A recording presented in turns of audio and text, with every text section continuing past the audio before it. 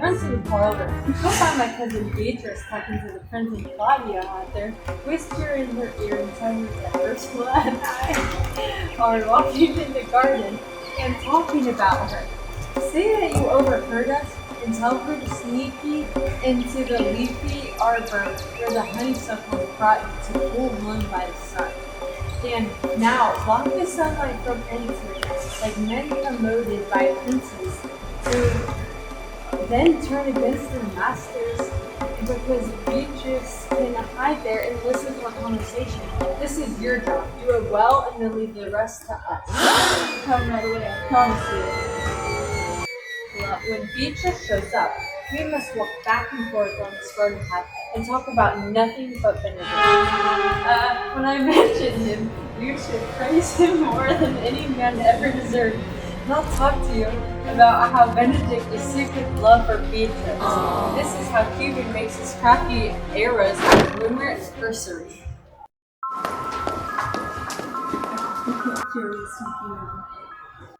Begin.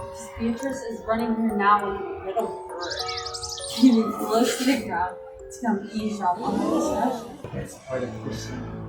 It's when you can see the fish come through the water and really devour the treacherous bait.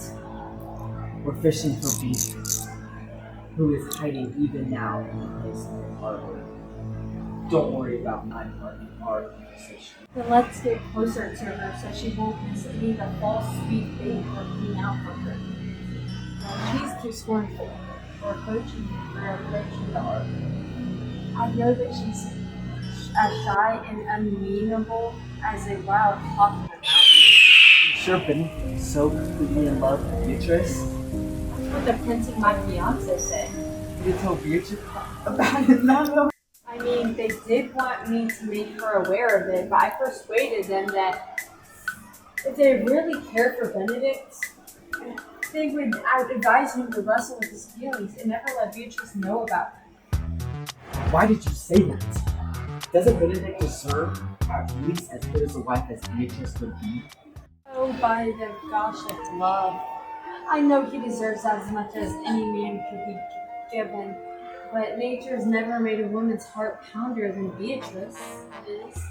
Disdain and scorn sparkle in her eyes and make her undervalue everything she looks upon. She prizes her wit so highly that other people's words seem weak by comparison.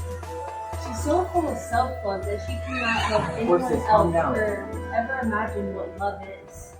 Yes, I think you're right. It certainly would be good if she learned about Benedict's love and the joke of it. You speak the truth. No matter how wise, noble, young, and handsome a man is, she's always managed to turn his merits into faults. If he's pale and delicate, she'll say the gentleman should be her sister, not her husband.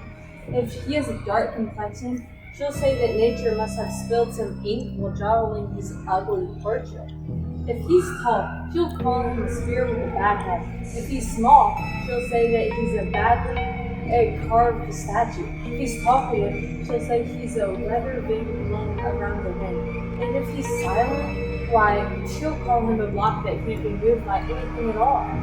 And so she turns every man inside out and never acknowledges the virtue that integrity and sincerity deserves. Surely such fussy nut-picking is not to be praised. No, it's certainly not praiseworthy to be as odd and willfully eccentric as Beatrice says, but who would dare to tell her that? If I spoke to her, she would mock me into thin air.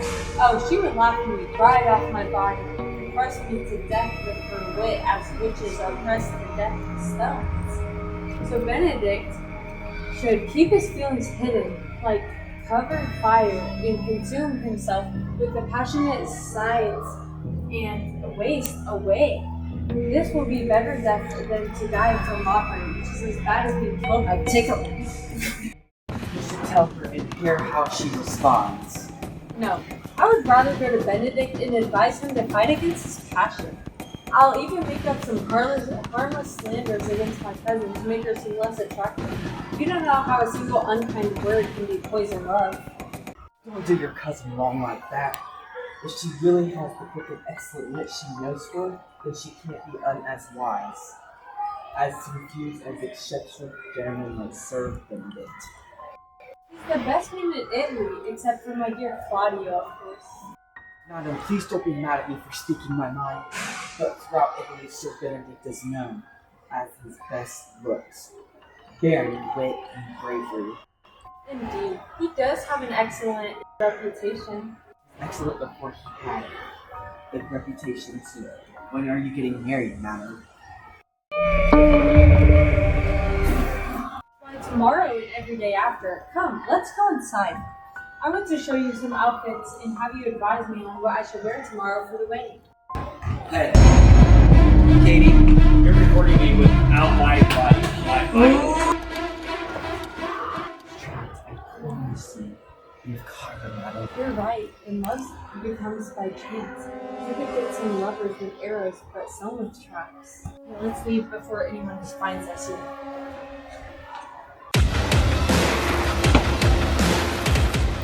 My ears are burning. Can this be true? Do people really condemn you so much for being proud and scornful? Then farewell to contempt, and farewell to my pride being unmarried. No one who speaks well a person with such qualities, and Benedict, keep on loving. I will return your love. I'll tame my fierce heart, which will be trained like a wild hawk to come to your loving land. If you really love me, I'll be kind to you from now on, and inspire you to bind our love together in marriage. Other people say that you deserve my love, and I believe it, on better evidence than more rumors.